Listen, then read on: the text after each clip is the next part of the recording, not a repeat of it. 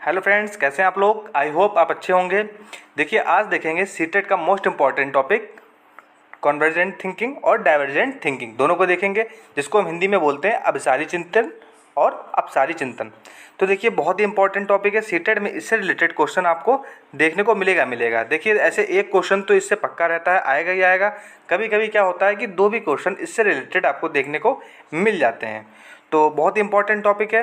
देखिए, इसको समझने के लिए सीटेट में सबसे महत्वपूर्ण क्या होता है कि हमको हमारा कॉन्सेप्ट टॉपिक के लिए क्लियर होना चाहिए। देखिए, आप अगर बुकिश लैंग्वेज पे जाएंगे तब फिर हम नहीं सीख सकते। हमको क्या करना होगा, हमको अपना कॉन्सेप्ट बहुत ज़्यादा क्लियर करना पड़ेगा। अगर कॉन्सेप्ट क्लियर है तो सीटेट समझिए 100% पास है। तो देखिए, जो डाइवर्जेंट थिंकिंग और कन्वर्जेंट थिंकिंग है, उनको देखते हैं।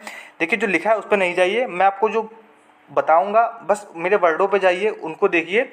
उससे आपको क्या होगा, उससे आपका कॉन्सेप्ट क्लियर हो जाएगा। तो एक बार में आपको निश्चित तौर पे याद हो जाएगा, समझ विकसित हो जाएगी और आप उसको दोबारा नहीं भूलेंगे। तो देखिए, जो कन्वर्जेंट थिंकिंग है और डाइवर्जेंट थिंकिंग, देखिए हम इसको कैसे समझते हैं। जैसे कि आपसे क्वेश्चन मैं करता हूँ कि भारत की राजधानी क्या है, तो भारत की राजधानी क्या है। अब मैं ये चाहे आपसे पूछूं या आपके भाई से पूछूं, आपके पापा से, आपके दोस्तों से, या मैं किसी से भी पूछूं, तो इसका आंसर क्या होगा हमारे लिए एक ही होगा।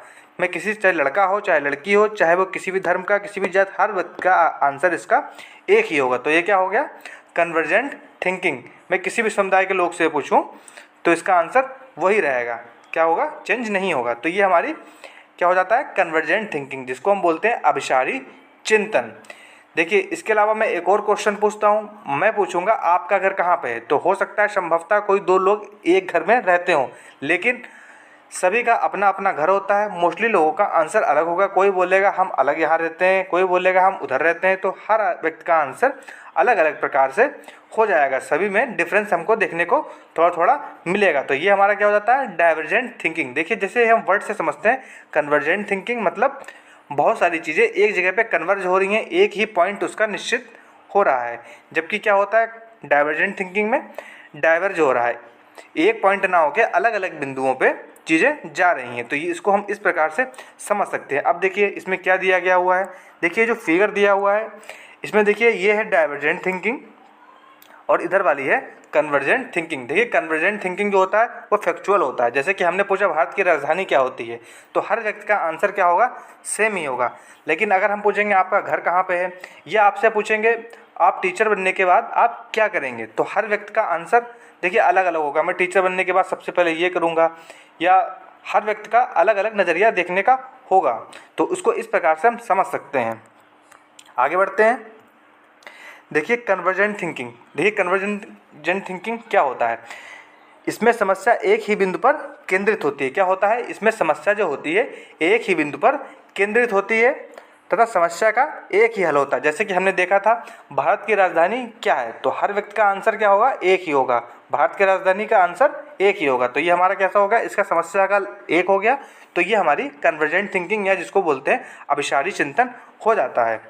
नेक्स्ट पॉइंट है, इसके द्वारा खोजा गया समाधान बंद अंत वाला होता है। तो बंद अंत वाला मतलब ये हो गया, इसका आंसर दूसरा नहीं हो सकता। भारत की राजधानी एक ही है तो इसका आंसर सिर्फ एक ही होगा। इसको हम अनेक आंसर या कोई और आंसर इसका नहीं दे सकते, तो क्लोज इंडेड है। तो इसको इस प्रकार से हम समझ सकते हैं। आगे बढ़ते हैं, देखते हैं डाइवर्जेंट थिंकिंग। देखिए, डाइवर्जेंट थिंकिंग क्या होता है।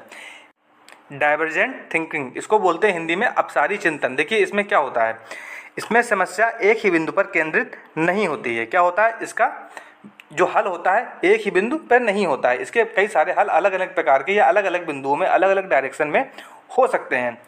तो इसमें समस्या को कल्पना शक्ति और सृजनात्मकता का प्रयोग करके कई प्रकार से हल किया जा सकता है। तो देखिए, इसमें अपनी जो बुद्धि होती है, अपनी शक्ति होती है, कल्पना करके, चिंतन करके, या अपना क्रिएटिवनेस को उपयोग करके हम इसके कई प्रकार के आंसर दे सकते हैं। जैसे आपसे पूछा जाएगा आप टीचर बनने के बाद सबसे पहले क्या कार्य करेंगे, तो कोई बोलेगा मैं टीचर बनने के बाद ऐसा करूँगा, या टीचर बनने के बाद मेरा, सबके देखिए मोटिव अलग अलग होंगे कि मैं सबसे पहले बच्चों से इंटरेक्ट करूँगा। कोई बोलेगा नहीं, मैं सबसे पहले स्कूल का इंफ्रास्ट्रक्चर देखूँगा जाके। कोई बोलेगा मैं सबसे पहले प्रिंसिपल से कोऑर्डिनेट करूँगा। कोई बोलेगा, सबके अलग अलग हर प्रकार के आंसर डाइवर्जेंट हो जाएंगे। तो इस प्रकार से इसको हम समझ सकते हैं डाइवर्जेंट थिंकिंग को। इसका नेक्स्ट पॉइंट देखते हैं। नेक्स्ट पॉइंट क्या है, इसके द्वारा खोजा गया समाधान मुक्त अंत वाला होता है, ओपन एंडेड होता है। तो इसका जो होता है क्लोज एंडेड नहीं होता है, इसका ओपन एंडेड होता है। मतलब इसके एक ना आंसर होके ओपन एंडेड बहुत सारे अनेक अनंत इसके आंसर अलग अलग प्रकार से हम दे सकते हैं। तो इसको इस प्रकार से हम समझ सकते हैं। देखिए सिंपल सा है डाइवर्जेंट थिंकिंग, मतलब इसको डायरेक्शन से को रिलेट कर देंगे। डाइवर्जेंट मीन्स डायरेक्शन, मतलब अलग अलग डायरेक्शन में इसका आंसर जा रहा है, मतलब इसके बहुत सारे आंसर हो सकते हैं। जबकि कन्वर्जेंट में कन्वर्ज हो रहा है तो एक जगह पे इसका आंसर आ रहा है, मतलब उसका हल केवल एक ही होगा। जैसे कि भारत की राजधानी सिर्फ एक ही हो सकती है। तो इस प्रकार से इसको हम समझ सकते हैं। बहुत ही आसान है, 1 से 2 बार देखोगे।